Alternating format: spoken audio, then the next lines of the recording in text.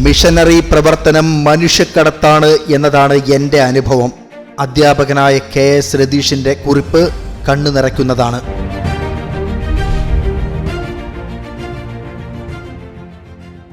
Missionary പ്രവർത്തനം തന്നെ പോലെയുള്ള മനുഷ്യരെ ജീവിതത്തിലേക്ക് കൈപിടിച്ചുയർത്തുന്ന പ്രവർത്തനമാണ് എന്നാണ് എഴുത്തുകാരനും അധ്യാപകനുമായ KS രതീഷ് കുറിച്ചിരിക്കുന്നത്.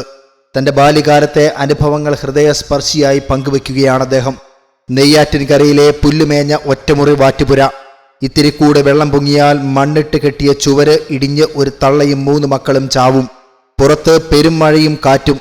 ആകെയുള്ള ഒരു സാരിയിൽ 3നെയും പുതപ്പിച്ച് കിടത്തി കർത്താവിനെ വിളിച്ചു കരയുന്ന ക്രിസ്തുമത വിശ്വാസിയായ എൻ്റെ അമ്മ.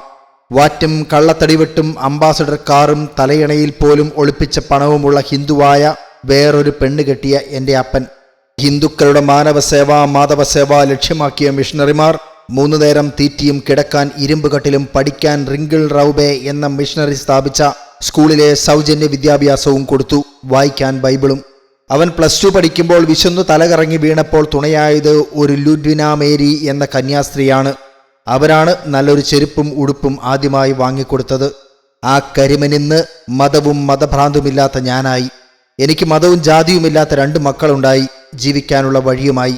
ഇതിപ്പോൾ ഇവിടെ പറയാൻ കാരണം എന്നെപ്പോലുള്ള മനുഷ്യരെ ജീവിതത്തിലേക്ക് കടത്തിവിടാൻ പോയ കന്യാസ്ത്രീകളെ ജയിലിൽ കിടത്തി എന്നത് കേട്ടത് മുതൽ നെഞ്ചിനുള്ളിൽ പാറക്കല്ലുരുട്ടി വെച്ചതുപോലെയാണ്.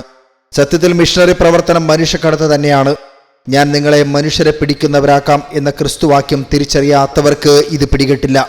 അങ്ങനെ അവർ കടത്തിയ അക്കാലം ഓർക്കാൻ ബ്ലാക്ക് ആൻഡ് വൈറ്റ് ചിത്രം പോലും ഇല്ലാത്ത അവർ വീട്ടിൽ പ്രൊഫഷണൽ ഫോട്ടോഗ്രാഫറെ വരുത്തിച്ചെടുത്ത ചിത്രമാണിത്.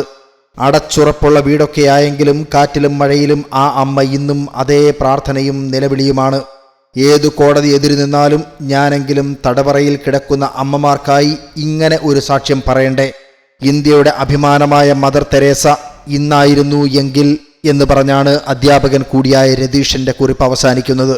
സത്യങ്ങൾ തുറന്നു പറയാൻ ആരെങ്കിലുമൊക്കെ വേണം.